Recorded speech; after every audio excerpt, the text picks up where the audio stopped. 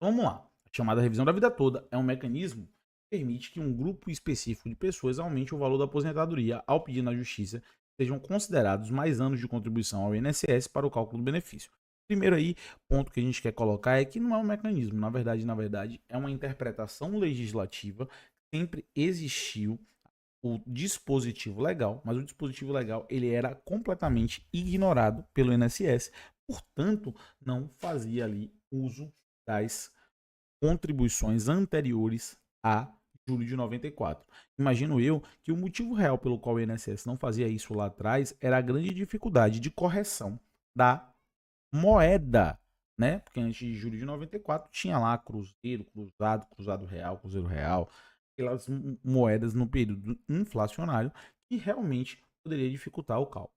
Mas uma nova decisão do Supremo Tribunal Federal, STF, deve acabar com a possibilidade das aposentadorias fazer essa revisão, afirma especialistas em direito previdenciários ouvidos pelo G1. Vamos lá. Acabar é um pouco demais e você vê mesmo lá no final da reportagem que ele já faz algumas ponderações, mas realmente as ADIs dificultaram bastante aí o uso da revisão da vida toda, mas ainda existe, como eu sempre digo, possibilidades de recurso na ADI e também modulação dos efeitos e da mudança jurisprudencial nos embargos de declaração. Relatoria de Alexandre de Moraes fala especificamente sobre a revisão da vida toda, tá bom? Então vamos lá. Confira abaixo 4 perguntas e respostas para entender o que está em jogo. De onde veio a revisão da vida toda? Para quem serve? O que o STF decidiu sobre o assunto e agora o que muda na prática. Então, um grande resumo sobre a revisão da vida toda vem adiante, tá bom? Então, é importantíssimo esse vídeo, vale a pena vocês ficarem até o final. Vídeo curto, vídeo rápido, que vai trazer diversos benefícios para abrir a mente de vocês, inclusive manter vocês lutando pela batalha da revisão da vida toda. De onde veio a revisão da vida toda? Ela surgiu após a publicação de uma lei, em 1999, que mudou a forma como o valor da aposentadoria era calculado no Brasil, explica o advogado Matheus Lataro, da Benedite Advocacia. Antes, o INSS considerava apenas os 3 últimos anos de contribuição do trabalhador para fazer a média de quanto ele deveria receber por mês ao se aposentar. Depois, o cálculo passou a considerar 80% de todos os recolhimentos de maior porte ao longo da vida. Então perceba, antes era 3 anos, depois 80% de todos os valores, ali os valores maiores, né? E criou-se uma regra de transição. Para quem já estava contribuindo com a Previdência antes da lei, seriam considerados para o cálculo apenas pagamentos a partir de 1º de julho de 94, quando a moeda brasileira passou de cruzado real para real. Desculpa, cruzeiro real para real.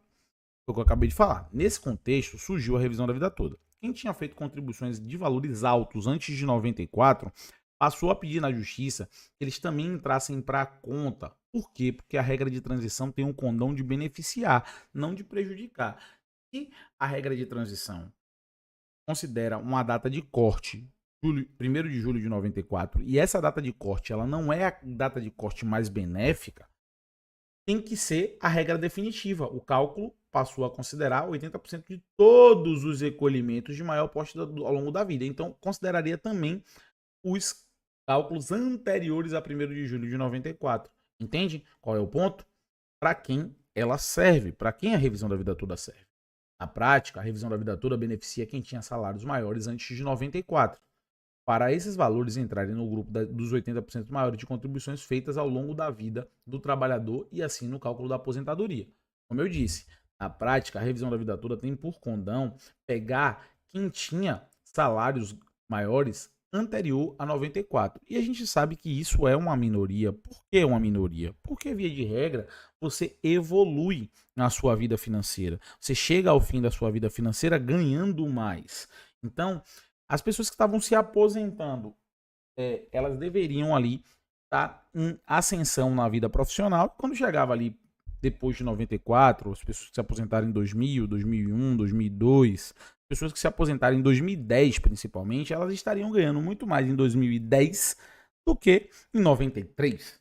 Essa é a regra natural da vida. Você começa ganhando um pouco e você evolui na sua vida financeira, tá? Essa é a regra natural, tá? Então, é uma regra de exceção, porque teria que ter, no momento da aposentadoria, você teria que ter salários menores do que você tinha anterior a 94. Ela também só vale para quem se aposentou ou adquiriu o direito de se aposentar até novembro de 2019, porque é a data de corte da Emenda Constitucional 103, quando a reforma da Previdência mudou as regras da aposentadoria novamente. Além disso, o direito não pode ter contemplado 10 anos, que é a decadência. E é por isso que eu falo que uma das nossas brigas da revisão da vida toda é no Congresso, porque no Congresso até isso aqui pode ser flexibilizado. No projeto de lei do deputado, que a gente já repercutiu aqui, eu posso deixar, não vou deixar no fim do vídeo o vídeo do projeto de lei, é, até a decadência é flexibilizada. Por exemplo, mas assim, vamos tratar como é a decadência, né? Por exemplo, se uma pessoa aposentou-se há 15 anos, mas somente agora viu que seria vantajoso pedir a revisão da vida toda, ela já não pode entrar mais com o processo. Com a lei aprovada, isso aqui poderia ser flexibilizado. Assim, embora o assunto desperte bastante interesse da população, poucas pessoas são de fato afetadas pelas decisões acerca do assunto, destaca o advogado Washington Barbosa. O que o STF decidiu sobre o assunto? Terceira pergunta. Em dezembro de 2022, os ministros reconheceram o direito dos aposentados fazerem a revisão da vida toda.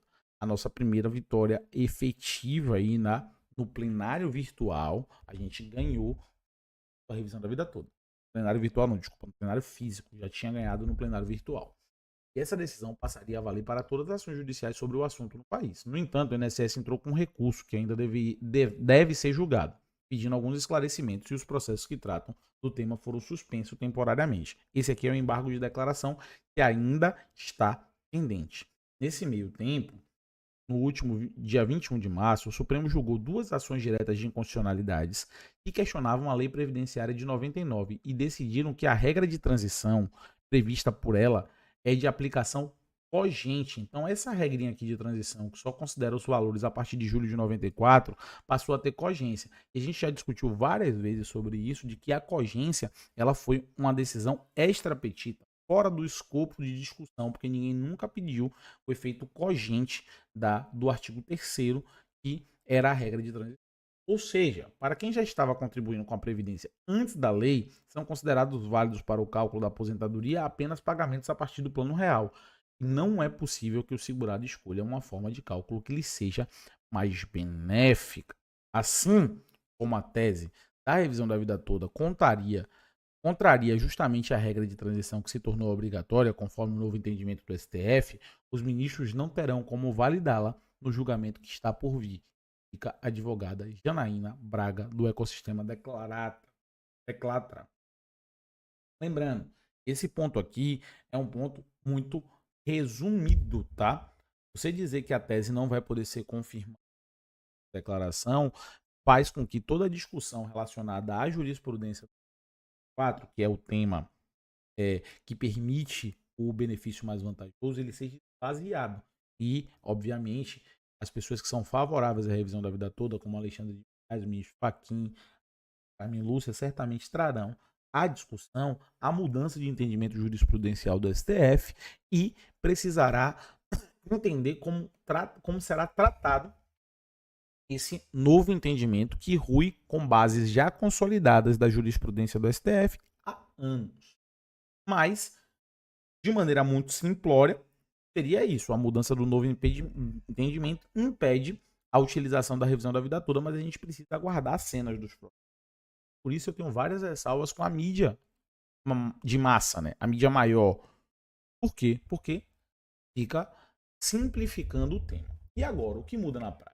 Segundo o especialista Washington Barbosa, deve acontecer o seguinte: para as pessoas que entraram com ações judiciais pedindo a revisão da vida toda e ganharam o processo e já estão recebendo os valores atualizados da aposentadoria, não deve mudar nada. Então ele está falando aqui, não é só quem ganhou o processo não, tá? Ele está falando aqui das pessoas que ganharam o processo e transitaram em julgado, e certamente esse trânsito em julgado foi aí há mais de 2 anos. Então essas pessoas, de fato, que já ganharam o processo, já transitou em julgado e já tem mais de 2 anos do trânsito em julgado, dificilmente vai mudar alguma coisa. Então nada deve mudar. Essa conclusão aqui foi bem simplória novamente. Então, na verdade, são aquelas pessoas do trânsito em julgado há mais de 2 anos que não deve mudar nada, tá? Quem ingressou com ação judicial, mas teve o processo paralisado depois que o caso virou de repercussão geral no STF, provavelmente vai ter seu benefício de revisão negado. é outra afirmação muito perigosa. Não dá para saber o que vai acontecer nos embargos de declaração. Inclusive, é possível que as pessoas que já deram entrada, elas sejam beneficiadas e se impeça justamente de novas pessoas darem entrada, em relação à primazia do direito não socorrer aqueles que dormem e principalmente na preservação da jurisprudência que até então era consolidada na Corte Suprema, que era o tema 334 de benefício mais vantajoso. Agora, já para quem pretendia entrar com ação na justiça, talvez não valha mais a pena.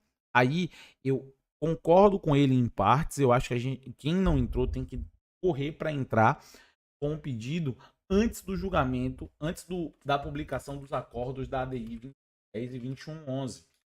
Eu vou até dar uma olhada aqui se teve mudança na publicação, se houve publicação, né? Não houve ainda a publicação da 2110, tá? Então não tem a publicação do acórdão ainda, só da ata. Mas vocês têm que correr antes que haja a publicação do acórdão, porque possivelmente a publicação do acórdão será aí será o paradigma de corte, né? Então, quem entrou depois do acordo na justiça certamente não vai ter direito. Mas assim, é possível sim que até mesmo quem der entrada agora perca, né? Mas é possível ter esse corte no acordo. Então, o que eu quero concluir aqui para vocês? A revisão da vida toda, ela ganha contornos de incerteza.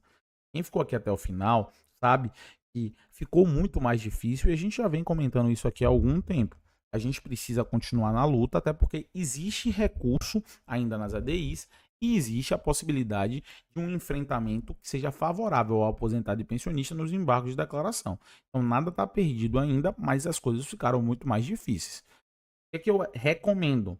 As pessoas que têm o trânsito em julgado há mais de 2 anos, buscar já seu advogado à época, para evitar aí que haja ação rescisória e que se tentarem a ação rescisória, que ele te defenda, porque ele já ganhou, ele conhece o processo, fica muito mais fácil.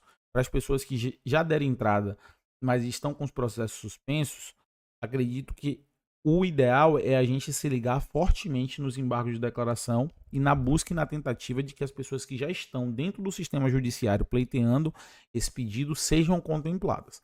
Para as pessoas que ainda não deram entrada, aconselho fazer isso o quanto antes e vocês são as pessoas que mais estão arriscadas a não conseguir nada. Todos os outros estão arriscados, mas quem já ganhou e teve trânsito em julgado é muito difícil perder. Quem já entrou, mas ainda não teve sua ação julgada em trânsito em julgado, tem aí uma possibilidade de 50-50, tanto de ganhar quanto de perder, mas essas pessoas que ainda não entraram têm possibilidades altíssimas aí de 90% de dar errado. Essa é o cenário e a leitura que eu faço. Parabenizar o G1 pela matéria, apesar de ser muito simplória, é uma matéria esclarecedora para aquelas pessoas que não têm o entendimento aí da revisão da vida toda, com um olhar um pouco mais técnico do que a gente está acostumado na mídia de massa, né? Na mídia que atinge o grande público. Então, tem que dar os parabéns a quem tem parabéns. Muito obrigado pela sua audiência, pela sua paciência. Meu nome é Luan, esteve no INSS Explicado, no INSS Explicadinho, e eu te espero no próximo vídeo.